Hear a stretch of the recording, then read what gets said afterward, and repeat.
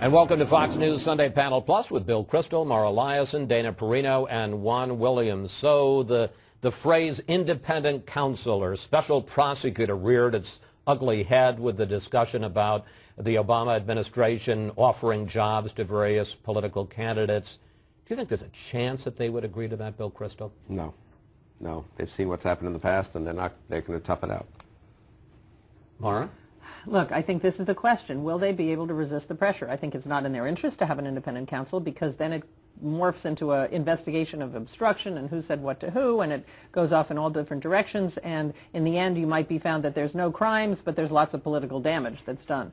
I think that the Republicans have been very successful, Darrell Issa in particular, in making this into an issue. And top Republican in House oversight. Right, and he's been hammering on this and saying, look, you know, there are statutes here. We want to see if any of them were violated.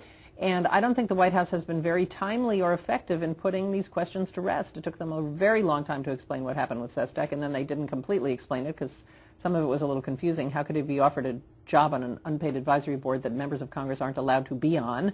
I mean, there are other boards that you can sit on as a member of Congress. So I think this is the question. Will they be able to resist the pressure for an independent counsel? One of the keys in this may well be whether or not the House goes back to the Republicans. The moral of the story is this is why you want control of the House of Representatives, even by one vote, where running the place is a complete headache. You don't want to be on the other end of a subpoena. Because if Darrell Issa is not the ranking right. Republican, but the chairman of the committee, then that becomes a whole different kettle of fish. I want to move to another subject, and that is, it's complicated, but Helen Thomas, the dean of the White House press corps, left the White House this week, and there was a pro-Israeli rally, and she was asked by someone, and she has been a famous critic of Israel and a big supporter of the Palestinians, was asked, what do you make of this whole Gaza issue? And she basically said, and it's on tape, they should get the heck out of Palestine and go back to their homes in Germany and Poland. Your reaction?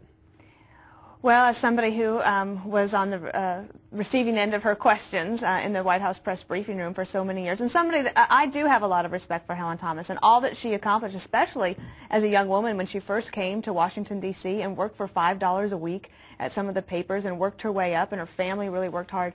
But there has always been an edge, especially in the last, I'd say maybe 10 years, where she questions the integrity of American troops, which is fine if it has some sort of legitimate basis. But this attack on Jews is unseemly, unfortunate, and she sits in the front row of the White House press corps, and the White House press corps has control over who sits where. I was going to ask, you as the press secretary don't decide where people sit? No, you can get involved if you want to. I think that was not a good idea, so I stayed out of it and let them decide.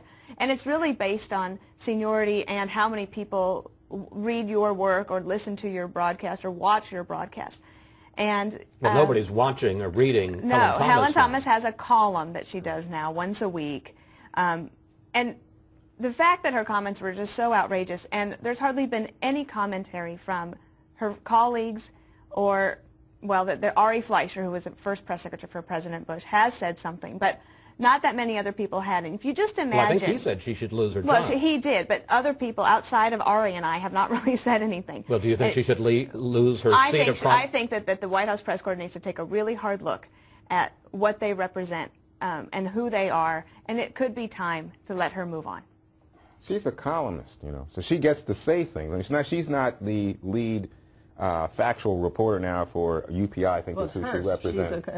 She's a columnist, and so she's an opinion person.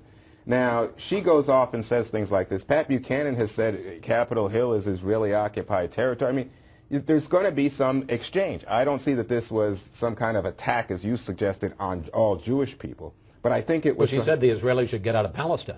Well, that's her political belief. I don't agree with it. I don't think most Americans agree with it. I think in terms of our policy as this country is a friend of Israel, a key supporter of Israel, I just don't think that that's going to sail.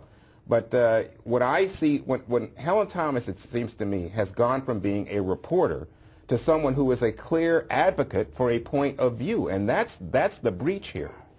Should she be in the front row? That's up to her colleagues. I think that a columnist, you know, who is it? I think in Lester or Consolving and these other characters that fill that press room. I don't think they're reporters. But he doesn't have a seat. Well, they're in there. No, when I'm in there, I see them. Helen has a seat in the middle of the front row in deference to her longevity. Yeah. Okay. And so it's a tribute to her. It's a tribute to her, and I think this is a question for Hearst and the White House Correspondents Association. Right. You think she should step up here? What do you think, Mara? I think there's something inappropriate about someone who's not a working reporter, somebody who's a columnist occupying that seat. Now, her views as expressed by her and apologized for later are completely, utterly offensive and repugnant to me, as they were to everybody else who I've seen questioned about it in all the coverage of this. Right. But I think this is a question for Hearst and the Correspondents Association. Okay. Thank you, panel. Tell us what you think. Check in with us at foxnewssunday.com throughout the week. We'll see you right back here next Sunday.